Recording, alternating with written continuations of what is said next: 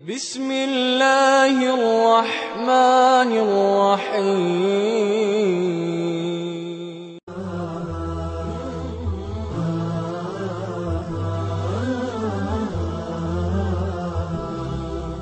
ছোটবেলা থেকে সুন্নতদেরকে শিরক মুক্ত করে গড়ে তুলতে হবে। রাসূল সাল্লাল্লাহু আলাইহি ওয়াসাল্লাম বলেন, মহানবী মুহাম্মদ সাল্লাল্লাহু আলাইহি ওয়াসাল্লাম ছোটবেলা থেকে সুন্নতদেরকে শিরক মুক্ত করে গড়ে তোলার জন্য নির্দেশ দিচ্ছেন। দেখুন আজকে আমাদের সুন্নতদেরকে কিভাবে আমরা শিরকের ভিতরে ঠেলে দিচ্ছি, আজকে আমাদের সুন্নতদেরকে কিভাবে আমরা শিরকের ভিতরে ঠেলে দিচ্ছি, আমরা একটু চিন্তা করলে বুঝতে পারবো, একটু বিবেক খাটালে আজকে আমরা বুঝতে পারবো যে কিভাবে আজকে আমরা আমাদের সুন্নতদেরকে শিরক বিদাতের ভিতরে ঢুকে দিচ্ছি, কিভাবে আমরা আমাদেরকে সুন্নতদেরকে ঢুকে দিচ্ছি।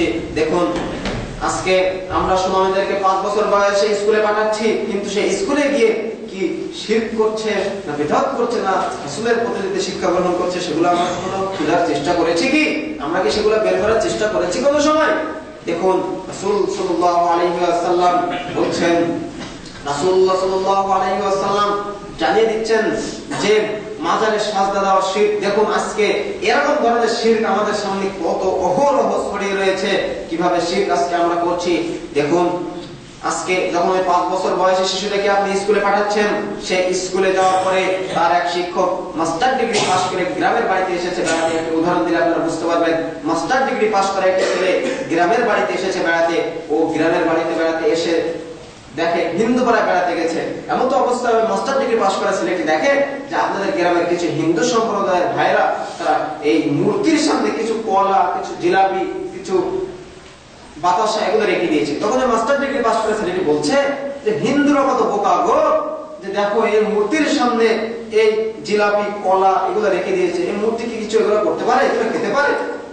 কিন্তু ওই মাস্টার ডিগ্রি পাস করা ছেলেটি যখন স্কুলে যাচ্ছে, স্কুলে শিক্ষকতা করছে, তখন ওই ছেলেটি ছাত্রছাত্রীদেরকে বলছে, এই ছেলেরা, এই মেয়েরা, তোমরা শোনো, আগামীকাল বরকতের কবরে, রফিকের কবরে ফুল চড়ানোর জন্য ফুল নিয়ে আসবে। কিন্তু ও যে কত বড় শিরক করছে, ও কি বুঝতে পেরেছে?